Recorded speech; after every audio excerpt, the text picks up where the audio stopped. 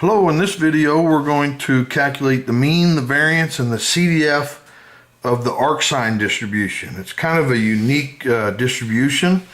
It's a special case of a beta distribution, and they call it the Arcsine distribution because of the CDF distribution ends up having the Arcsine in it.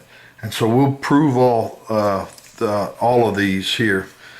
But first, let's show that it is a PDF. You know, it integrates to one. And so what I'm going to do is actually show that this PDF is a special case of a beta distribution. And then we know a beta distribution integrates to one. So we can take this density here and separate the radical sign and then raise them to the numerator to the half. So this is actually x to the minus 1/2 power, which is equivalent to 1 over the square root of x.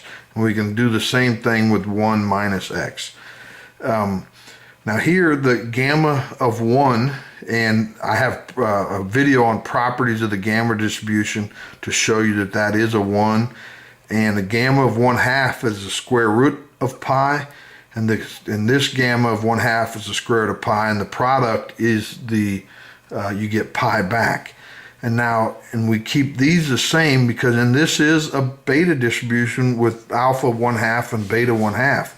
And so it is a proper density that integrates to 1.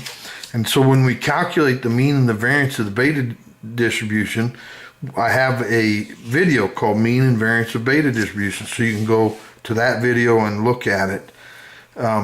So I'm just going to show you what we derived in this video, because really I think the interesting part of this video is deriving the CDF of this density. So the mean we showed in this video here was alpha over alpha plus beta, and then you plug in the parameters 1/2 and 1/2, and we get a mean of 1/2. And the variance we showed again in this video falls out to be this. And then when you plug in 1/2 and 1/2, it ends up having a variance of 1/8. So now on to the CDF part of this. And this is really the only reason they call it the Arcsine distribution. And so now we need to find the probability of being between 0 and x of this density here. And we need to do a u substitution of x equal sine squared of u. Then you take the derivatives of both sides, you get dx, 2 sine, cosine. Oh, and that should be du here in the video. And then when you back solve for u, you get the arcsine of the square root of x. So when you plug these into this equation here, so the x, of course, you got the sine of x, and then here's 1 minus sine of x. Dx is this, which is up here. When you plug in 0 for here, you get 0, and when you plug in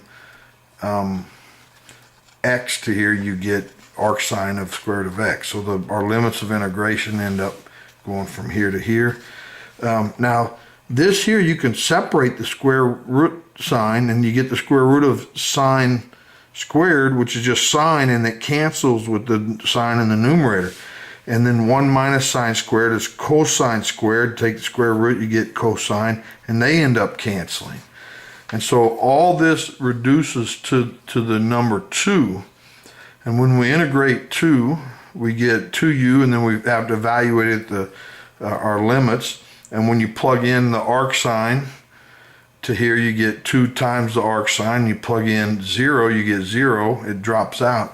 So the CDF is 2 divided by pi times the arcsine of square root of x. And that's why they call it the Arcsine distribution. Well, that's all I have for today. Hope you enjoyed it.